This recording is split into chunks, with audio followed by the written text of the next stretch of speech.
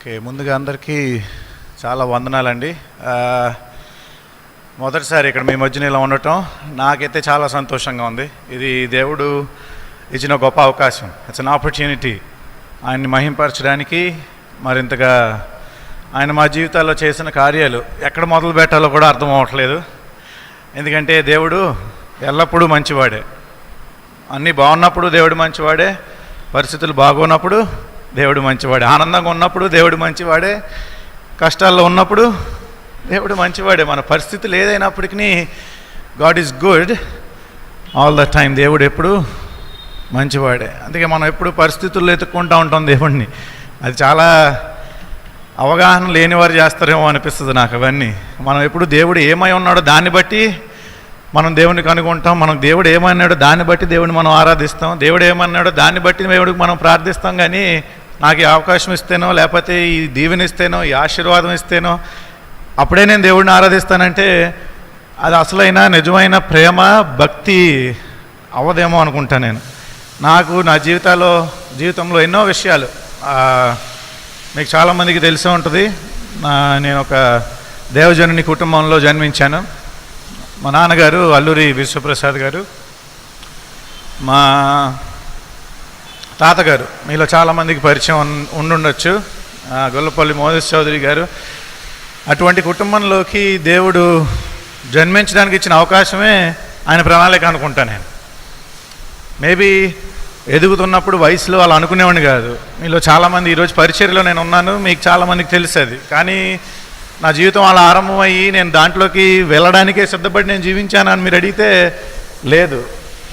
చాలా ఆశ్చర్యమైన విషయం ఏంటంటే నేను మట్టికి పరిచర్య చేయను అనేవాడిని, నేను మట్టికి సేవ చేయను అనేవాడిని. కావాలంటే బాగా సంపాదించి చాలా పెద్ద స్థానంలోకి వెళ్ళిపోయి పరిచర్యలన్నీ నడిపించే అంత డబ్బుని సంపాదించి చేయొచ్చు, కానీ పరిచర్య మట్టికి నేను చేయను అనేవాడిని. మీకు తెలుసా, చాలామందికి అది తెలీదు. అరే భలే ప్రిపేర్ చేసుకున్నారు, భలే వచ్చేసారు అనుకుంటారు అందరూ. కానీ దేవుని ప్రణాళికలు అనేవి అలానే ఉంటాయేమో. చాలా ఆశ్చర్యంగా కొన్నిసార్లు మనకి ఊహకు అందనంత స్థాయిలో మనం కూడా ఊహించని రీతిలో ఉంటాయి అనడానికి నా జీవితమే గొప్ప సాక్ష్యం. ఇట్లానే నా జీవితం స్టార్ట్ అయినప్పుడు ఒక్కొక్క స్టెప్ అవుతూ ఉంటుంది కదా. మీలో చాలామంది యవనస్తులుగా అర్థమవుతుంది ఇది చెప్తే. స్కూల్ అయ్యేదాకా, లేకపోతే కాలేజ్ అయ్యేదాకా, ఒక ఇంజనీరింగ్ డిగ్రీ అయ్యేదాకా లైఫ్ స్టార్ట్ అవుతుందని అనిపిస్తుంది. ఎందుకంటే 10వ తరగతి వచ్చే వరకు 10వ తరగతే మన గోల్. 10వ తరగతికి వచ్చిన తర్వాత ఏమంటారు, ఇంటర్ సెకండ్ ఇయర్ అంటారు. ఇంటర్ సెకండ్ ఇయర్ అయిపోయాక ఒక డిగ్రీ చేస్తే బాగుంటుంది అంటారు. అది అయిపోయాక ఇంకో డిగ్రీ చేస్తే బాగుంటుంది అంటారు. ఆ తర్వాత మొత్తానికి అంతా అయిపోయింది, పెళ్లి చేస్తే బాగుండు అంటారు. లైఫ్ అనేది అలా అడుగున మనం ముందుకు వెళ్తూ ఉంటాం కదా. నాది అంతే, ఒక స్టెప్ తర్వాత ఒక స్టెప్ ముందుకు వెళ్తున్న సమయంలో ఎప్పుడైతే ఇట్లా మాట్లాడుతూ ఉండేవాడిని అని చెప్పానా ఇందాక మీతో, ఆ టైంలో బీటెక్ సెకండ్ ఇయర్లో మొట్టమొదటిగా నేను దేవుని యొక్క పిలుపుని పొందుకున్న ఒక రోజు. ఆ రోజు నేనేమి వెళ్ళి ఈరోజు దేవుడు నాతో మాట్లాడతానని నేను వెళ్ళలేదు.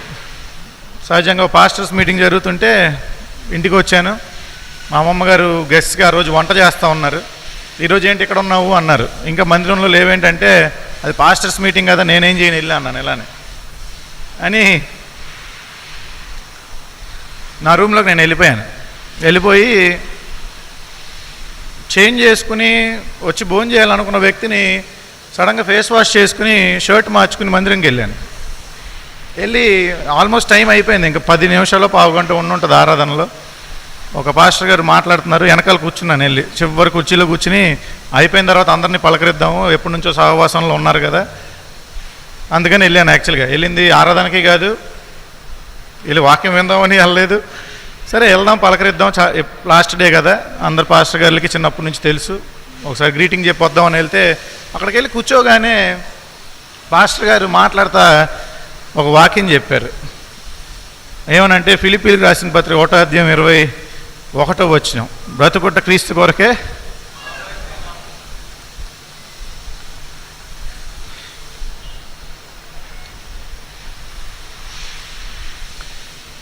ఎప్పటికీ ఆ మాట చాలా కదిలిస్తుంది నన్ను.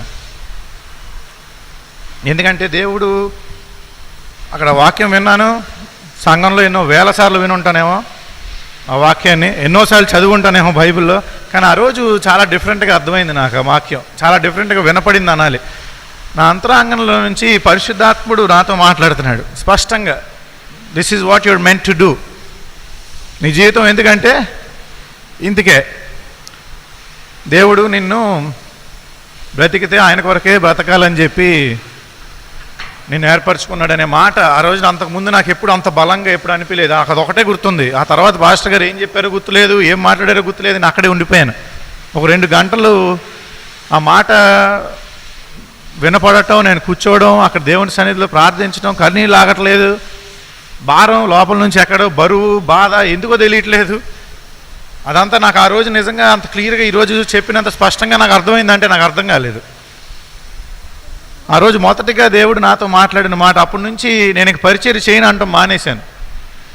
మేమే చేయాలా, ఈ దేవుని సంఘం కదా, సంఘం ఏమన్నా బిజినెస్సా ఒకరి తర్వాత ఒకరు చేయడానికి, ఇటువంటి మాటలు మాట్లాడుతూ ఉండేవాడిని. అది నిజమే, సంఘం ఎవరిదండి? క్రీస్తుది. నేను ఎందుకు చేయాలి ఒకరి తర్వాత ఒకరు? ఆయన పిలుచుకుంటే అప్పుడు చేయాలనేది అంటూ మొదలుపెట్టాను. అక్కడి నుంచి దేవుని పిలుపు అర్థమైనప్పటి నుంచి ఏదో ఒక టైంలో పరిచర్యకు వస్తాం, కానీ అది ఎప్పుడో తెలీదు. సో ఏమనేవాడిని అంటే మాట మారిపోయింది. దేవుడు దర్శించిన తర్వాత ఏమవుతాయండి జీవితాలు? అలానే ఉంటాయి కదా. It will change the way you talk, it will change the way you live. మనం మాట్లాడే విధానం మారిపోద్ది, జీవించే విధానం మారిపోద్ది, ఆలోచించే విధానం మారిపోతుంది, మాట మారిపోతుంది, తీరు మారిపోతుంది. ఇందాక చెప్పారు కదా మన బ్రదర్, వైఖరి మారిపోతుంది, పోస్చర్ మారిపోతుంది. అప్పటి నుంచి నా వైఖరి అన్నీ మారిపోయినాయి. ఇక నేను చేయను అంటూ మానేశాను, మేమే చేయాలా అంటూ మానేశాను. టైం వచ్చినప్పుడు చేస్తాననేవాడిని. మరి ఆ టైం ఎప్పుడు అంటారు? దాదాపు 7 సంవత్సరాలు పట్టింది నాకు మళ్ళీ దేవుని పిలుపుని పూర్తిగా అర్థం చేసుకుని, అంటే ఆ ద్వారం దేవుడు తెరవడానికి. అంత బాగున్నప్పుడు ఓపెన్ అయినాయా ఆ ద్వారాలను మీరు అడిగితే? అమెరికాలో ఉన్నాను, అప్పటికే ఒక బ్యాచిలర్స్ డిగ్రీ బీటెక్ చేసి ఉన్నాను, మాస్టర్స్ డిగ్రీ కూడా అయిపోయింది ఇండస్ట్రియల్ ఇంజనీరింగ్లో. ఉద్యోగం చేశాను ఒక కంపెనీలో, ఒక స్టార్టప్ అని చెప్పి ఉద్యోగానికి వెళ్తే చాలామంది నమ్మరు, ఆశ్చర్యంగా ఉంటాయి ఇవన్నీ. స్టార్టప్ కంపెనీ అప్పటికే ఒక మన డబ్బుల్లో చెప్తే 10-15 కోట్లు ఖర్చు పెట్టిన ఒక కంపెనీ మూసేశారు. నాకే ఆశ్చర్యం కలుగుతుంది. ఎలా అసలు మన కళ్ళ ముందే కనపడేవంతా, రోజు పని చేసేవాళ్ళం, రోజు అక్కడ ఉద్యోగం చేసేవాళ్ళం, సడన్గా మేము ఇంకా మూసేస్తున్నాం అన్నారు. ఆ తర్వాత మళ్ళీ ఉద్యోగాల కోసం ట్రై చేశాను. ఆ టైంలోనే ఏంటి ఇదే నా లైఫ్ అంటే, లేకపోతే ఇదేనా పర్పస్, ప్రణాళిక, ఇదేనా అసలు? నాకు అదేమీ ఆనందం ఇవ్వట్లేదు. అసలు ఇదంతా నిజంగా దేవుని ప్రణాళిక వేరు కదా అని చెప్పి ప్రార్థించడం మొదలుపెట్టా. ఒకవేళ నీ సమయం అయితే కనుక నాతో మాట్లాడు, speak to me if it is your time, ఇది నీ సమయం అయితే అని అడుగుతూ ప్రార్థిస్తూ వచ్చిన సమయంలో ఇండియా రావాల్సి వచ్చింది. మా అన్న కజిన్ వాళ్ళ వివాహానికి వచ్చినప్పుడు ఎట్లానే వెళ్ళి మందిరంలో కూర్చున్నాం. మళ్ళీ విజయవాడ మందిరంలో కూర్చున్నప్పుడు దేవుడు స్పష్టంగా మాట్లాడాడు మా మందిరంలో ఒక సహోదరి ద్వారా. యవనస్తుడా, నా దగ్గర నుంచి ఎందుకు పారిపోతున్నావు? Why are you running away from me? ఇది నా సమయము, ఇది నా సమయము, ఇది నా సమయం. ఒకసారి కాదు 3 సార్లు మాట్లాడాడు క్లియర్గా. నాకు తెలుసు అక్కడ చాలామంది యవనస్తులు ఉన్నారు ఆ రోజు ఆరాధనలో, but I knew it was me. అది నేనని నాకు స్పష్టంగా అర్థమైపోయింది, because I knew it here. ఎందుకంటే పరిశుద్ధాత్ముడు మళ్ళీ కన్ఫర్మ్ చేస్తున్నాడు లోపల నుంచి, ఇదే సమయము, ఇట్ ఈస్ టైం. తర్వాత మళ్ళీ తిరిగి అమెరికా వెళ్ళిపోయాను. ఒక 2 months మళ్ళీ ప్రార్థన చేస్తూ ఉన్నాను. ఈ సమయం అంటున్నావు, కానీ నాకు కొన్ని ఉన్నాయి. బైబిల్ స్కూల్కి వెళ్ళిపోవడం అంటే, బైబిల్ ట్రైనింగ్కి వెళ్ళడం అంటే అంత ఈజీ ఏం కాదు, చాలా ఖర్చుతో కూడింది. ఇవన్నీ ఎట్లా, హావ్? నాకు మళ్ళీ పేరెంట్స్ మీద భారం పెట్టాలని లేదు. నువ్వు నాకు సమాధానం ఇవ్వని అడిగాను దేవుడిని. అడిగితే ఎట్లానే ఒక రోజు ఒక తెలిసిన వ్యక్తి నన్ను ఆహ్వానం చేసి డిన్నర్కి ఆహ్వానించి మాట్లాడుతున్నప్పుడు, వాట్ ఈస్ హ్యాపెనింగ్, నీ జీవితంలో ఏం జరుగుతుంది అంటే, నేను ఒక అన్న అని పిలుస్తాను వారిని, అంత క్లోజ్ నాకు చిన్నప్పటి నుంచి. అన్న, this is what is happening, ఇది జరుగుతుంది నా జీవితంలో. అప్పటిదాకా ఎవరికి చెప్పలేదు, ఇంట్లో మమ్మీ డాడీకి కూడా చెప్పలేదు. ఇంకా నేను దేవుడు నాతో ఇట్లా ఆ రోజు ఆరాధనలో మాట్లాడిన విషయం నేను ఎవరికి చెప్పలే. ఆయనతో పంచుకుని నేను అన్నాను, బట్ నాకు అర్థం కావట్లేదు, ఇదంతా ఎట్లా వర్కౌట్ అయ్యిద్ది అంటావు? నేను చాలా ఖర్చుతో కూడింది కదా, నాకేమో ఇంట్లో తీసుకోవాలని లేదు, ఇంట్లో భారం పెట్టాలని లేదు, ఇదంతా లేదు, ఎలా చేయాలి ఇదంతా అన్నాను. నువ్వేమనుకోకపోతే నీకు మాట చెప్పొచ్చా అన్నాడు నాతో తిరిగి. అని నిన్ను పిలుచుకున్నాడు కదా దేవుడు, నీకు ఇవ్వడా? అది ఇప్పటికీ ఆశ్చర్యంగా ఉంటుంది నాకు. అన్న మాట్లాడింది అన్నే, కానీ అది దేవుడు మాట్లాడాడు అనిపించింది నాకు. నిజమే కదా, నీ విశ్వాసం ఏమైపోయింది? నిన్ను పిలుచుకున్నాను కదా, నేను చూసుకోలేనా అంటే అంతరాంగంలోంచి నాకు అర్థమవుతున్న విధానం. మాట్లాడింది ఒక వ్యక్తే కానీ దేవుడు లోపల నుంచి చూడండి ఎలా మాట్లాడుతున్నాడు. ఇంకా అప్పుడు తర్వాత రోజు నాకు మా తాతగారు ఫోన్ చేశారు. నేను కాలిఫోర్నియాలో ఉన్నాను, అమెరికా ఉన్నారు అప్పుడు పరిచర్యలు, నేను అక్కడే ఉన్నాను అమెరికాలోనే. ఎవరో నీకు ఉద్యోగం ఏదో సెట్ చేస్తారంట, వారితో మాట్లాడతావా అని అడిగారు. ఎట్లనే నేను అన్నాను, నేను ఎవరితో మాట్లాడిన తాతగారు, ఇంకా నేను బైబిల్ స్కూల్కి వెళ్దామని డిసైడ్ అయ్యాను అన్నాను. నాకు ఆశ్చర్యం ఏం కలిగిందంటే, కొంచెం ఉద్యోగం చేసుకుని తర్వాత పరిచర్యకు వస్తే బాగుండు అనుకునేవాళ్ళు అందరూ. కొంచెం ఎక్స్పోజర్ ఉంటుంది, కొంచెం అర్థం చేసుకోవచ్చు, బయట లోకం తెలుస్తుంది ఇవన్నీ. సో వద్దు అంటారేమో, ఇప్పుడే ఎందుకయ్యా ఇంకొంచెం టైం ఉంది కదా అంటారు అనుకున్నాను. వెంటనే ఏమన్నారంటే, నేను కొంచెం బిజీగా ఉన్నాను, నువ్వు ఏమేమి కాలేజెస్ రెడీగా ఉన్నాయో చూసుకుని సాయంత్రం నేను ఫోన్ చేస్తాను, అప్పుడు మాట్లాడదాం అని చెప్పి ఫోన్ పెట్టేశారు. నాకు చాలా ఆశ్చర్యం వేసింది. అది అదొక కన్ఫర్మేషన్, దేవుడు ఇచ్చిన ఒక కన్ఫర్మేషన్గా తీసుకున్నాను నేను దాన్ని. ఆ తర్వాత కాలేజెస్ అప్లై చేశాను, కాలేజీకి వెళ్ళాను 2019లో 3.5 సంవత్సరాలు అక్కడ చదువుకున్న తర్వాత పరిచర్యకి వచ్చేసే టైం ఇండియా వస్తానని తెలుసు. అప్పుడు కూడా ఇదే అనేవాడిని, నేనైతే వెళ్ళి ఏ పొజిషన్లో నుంచి మాట్లాడను, దేవుడు చెప్పాలి నాకు. ఇప్పుడు ఆరాధన జరుగుతుంది కదా, పాస్టర్ గారు మాట్లాడుతున్నారు, విశ్వప్రసాద్ గారు, అయిపోయింది కాబట్టి వెంటనే నేను వెళ్ళిపోయి తీసేసుకొచ్చా, నేను ఎటుగా చేయను అనేవాడిని. నాకు డైరెక్షన్ కావాలి, నాకు దేవుని దగ్గర నుంచి కావాలి, నేను అక్కడికి వెళ్ళాలా లేకపోతే ఇంకెక్కడికైనా వెళ్ళాలా. చాలామంది ఆశ్చర్యపోయేవాళ్ళు అండి ఇవన్నీ. ఎందుకంటే సహజంగా ఏమనుకుంటారు, ఒకరి తర్వాత ఒకరు చేసేదిగా అనుకుంటారు. నాకు ఎప్పుడూ అటువంటి అవగాహన లేదు, ఆలోచన అసలు లేదు, మాకు లేదు, తల్లిదండ్రులకు కూడా అలా ఏం లేదు. ఎందుకంటే ఎప్పుడు దేవుని నుంచి, దేవుని పిలుపుని దేవుని దగ్గర నుంచే పొందుకున్నప్పుడు ఎక్కడికి వెళ్ళాలో కూడా ఆయనే చెప్తాడు కదా. అందుకని ఇట్లానే ప్రార్థన చేస్తూ వచ్చినప్పుడు మళ్ళీ అసలు వెనక్కి వెళ్తాను, ట్రైనింగ్ ఎంత ఉంది, పరిచర్య ఎంత అవగాహన ఉంది, ఎలా మాట్లాడతాం, తెలుగు అదొక భయం నాకు. అప్పుడు ఎంత తెలుగులో మాట్లాడగలం, ఎంతైనా కొంచెం ఇంగ్లీష్లో చదువుకుని అది అలవాటు అవ్వడం వల్ల వచ్చిన ఒక చిన్న ఛాలెంజ్, అది సవాలు. ఎట్లా మాట్లాడతాం, అసలు ఏమైనా అర్థమవుతుందా చెప్పేది, ఇవన్నీ ఆలోచిస్తున్న టైంలో మళ్ళీ దేవుని సన్నిధిలో గడుపుతున్నప్పుడు, వై ఆర్ యూ వరీడ్, ఎందుకు అంత ఆందోళన, దేవుని వాక్యంలో నుంచి, ఇవన్నీ వాక్యంలో నుంచి దేవుడు మాట్లాడుతూ వచ్చాడు. నా కృప నీకు చాలు, ఆ కృప ఇంకా ఇప్పుడు దాకా తీసుకొచ్చింది, ఇంకా తీసుకెళ్తుంది. నాకు ప్రతిరోజు ఏదో టైంలో గుర్తు వస్తుంది ఈ వాక్యం, నా కృప నీకు చాలు, my grace is sufficient for you. ఇంకా అంతకన్నా నిజంగా మనం ఎన్ని చేసినా ఏ సెక్యూరిటీ ఉండదేమో మనకి, ఏ ధైర్యము, ఏ నమ్మకము, ఆనందం ఏం ఉండవేమో. అన్నీ ఎక్కడి నుంచి పొందుకోవాలంటే కేవలము దేవుని దగ్గర నుంచి, ఆయన కృపలో నుంచి పొందుకోవాలి మనం, బై హీస్ గ్రేస్. అది అయిపోయింది, ధైర్యంగా వచ్చేసాను వెనక్కి. వచ్చిన తర్వాత ఇంగ్లీష్ సర్వీస్లో పరిచర్య చేయడం, నన్ను ఒక 5 సంవత్సరాలు కదపద్దు, కొంచెం తెలుగు క్లాసులు తీసుకుంటాను అవసరమైతే, అప్పుడు ఈవినింగ్ తెలుగు సర్వీస్ గురించి ఆలోచిస్తాను అన్నాను. ఎట్లానే మన ఆలోచనలు ఇవన్నీ కదా, చాలా ఆశ్చర్యంగా ఉంటాయి దేవుని కార్యాలు అంటే ఇవే. కరెక్ట్గా 1 ఇయర్ అయిపోగానే యూత్ సర్వీస్ పాస్టర్ గారు ఇంకా మీరు తీసుకోవాలని నన్ను అన్నారు. నేను ఇంకా తీసుకోలేను, పరిచర్య వేరే చోటకి వెళ్ళడం వల్ల ఇబ్బందిగా ఉందంటే, ఇప్పుడు యూత్ని, ఇంగ్లీష్ సర్వీస్ని, ఇవన్నీ ఎట్లా అని ఆలోచించుకున్న టైంలో నాకు ఆలోచన వచ్చింది, ఇంగ్లీష్ని యూత్ సర్వీస్ని కలిపి అసలు సాయంత్రం ఆదివారం పెట్టుకుంటే అందరికీ అవకాశం కూడా ఉంటుంది కదా. యూత్ కూడా చాలామంది ఈ రోజున మీకు తెలుసుగా సాటర్డే కూడా కాలేజెస్ అని ఇవన్నీ ఉండటం వల్ల ఇబ్బంది పడుతున్నారు. సో సండే ఈవినింగే అట్లా పెట్టుకుంటే రెండు కలిపి బాగుంటుంది కదా అనుకున్నాను. కానీ వెళ్ళి మా డాడీ అని పిలుస్తాను నేను, మా నాన్నగారిని చెప్తే ఎందుకు అలా అంటారేమో అనుకున్నాను. ఎందుకంటే రెండు సర్వీసుల్ని 3 చేయమంటే ఒప్పుకుంటారు, కానీ 2ని 1 చేస్తానంటే అసలు ఒప్పుకోరు. ఎందుకంటే దేవుని పని ఏం అవ్వాలి, ఇంకా ఎక్కువ విస్తరించాలి, కానీ నువ్వు 2 1 చేయడం ఏంటి అంటారేమో అని నేనేం మాట్లాడలేదు, కామ్గా వదిలేసాను. ప్రార్థన చేస్తూ ఉన్నాను, సర్వీసెస్ జరుగుతున్నాయి. ఒకరోజు ఎట్లానే ఆదివారం ఆరాధన అయిన తర్వాత హైదరాబాద్ బయలుదేరి వెళ్తున్న టైంలో నేను డ్రైవ్ చేస్తూ ఉన్నాను, పక్కన మా నాన్నగారు, వెనకాల మా మమ్మీ కూర్చుని ఉండగా, ఇట్లా జరుగుతుంది కదా, రేపు యూత్ స్టార్ట్ అవుతుంది, మరి ఎట్లా చేయాలంటారు అన్నాను. ఎట్లానే అంటే అదే ఉందమ్మా, ఈవినింగ్ సాటర్డే సర్వీసును సండే ఇంగ్లీష్ సర్వీస్ కలిపి తెలుగు సర్వీస్ స్టార్ట్ చేసేద్దాం సండే అన్నారు. ఇదే కదా నాకు అనిపించింది. 6 నెలల క్రితమో, దాదాపు ఎంతో టైం క్రితం నాకు దేవుడు క్లియర్గా చెప్పిన మాట కన్ఫర్మేషన్ అనిపించింది ఇది నాకు.